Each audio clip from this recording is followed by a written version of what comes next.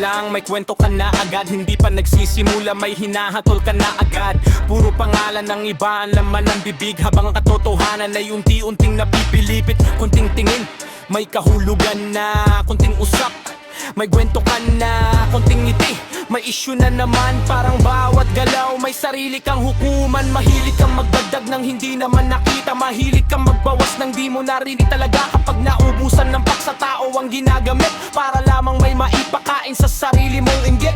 Hindi mo alam ang buong pangyayari, ngunit para kang saksi sa lahat ng nangyari. Matapang kapag nakatalikod ang tao, ngunit tikom ang bibig kapag kaharap mo. Chismosa, puro kwento, puro haka-haka, puro salita na wala namang patunay. Chismosa, laging may paksa, ngunit sarili mong buhay hindi mo mabantayan.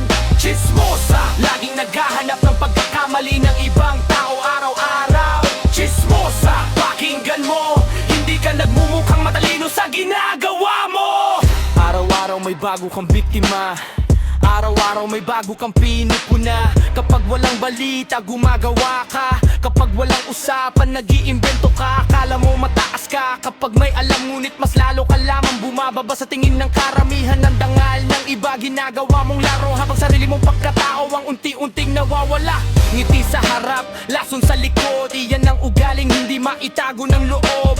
Hindi ka manakawan ng katahimikan dahil ikaw mismo ang naghahanap ng kaguluhan. Kung ang sismis ay trabaho, matagal ka ng kinoronahang kampeon, ngunit sa bawat salitang ibinupukol mo, mas lalo mong ipinapakita kung sino ka talaga. Chismosa, puro kwento, puro haka-haka, puro salita na wala namang patunay. Chismosa, laging may paksa, ngunit sarili mong buhay hindi mo mabantayan. Chismosa, laging naghahanap ng pagkakamali ng ibang tao araw-araw. Chismosa, pakinggan mo, hindi ka nagmumukhang matalino sa ginagawa mo.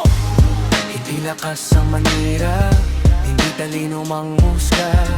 Madaling gumawa ng kwento, ngunit mahirap harapin ang totoo. Kapag dumating ang araw na ikaw naman ang pag-usapan ng karamihan, maununawaan mo rin ang sakit ng mga salita basta na lamang binitiwan. Hindi ka sikat dahil marami kang alam, sikat ka dahil marami kang pinakialaman. Hindi ka kinatatakutan dahil matapang ka, kundi dahil walang hanggan ang ginagawa mong drama.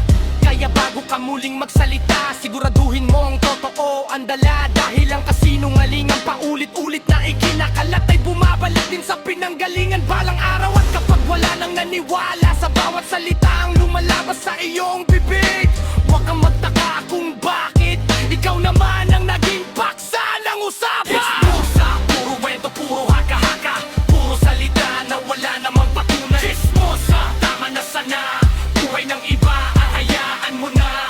Chismosa, pakinggan mo, ang katotohanan ay laging mas malakas kaysa chismis.